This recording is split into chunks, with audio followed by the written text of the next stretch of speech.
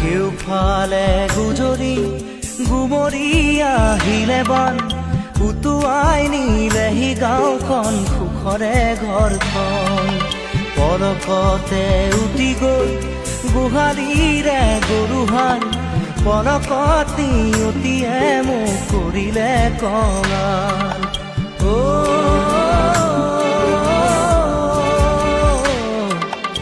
উটুৱাই নিলেহি গাঁওখন সুখৰে ঘৰখন কেউফালে গুজৰি গুমৰি আহিলে বান উটুৱাই নিলেহি গাঁওখন সুখৰে ঘৰখন পলকতে উটি গৈ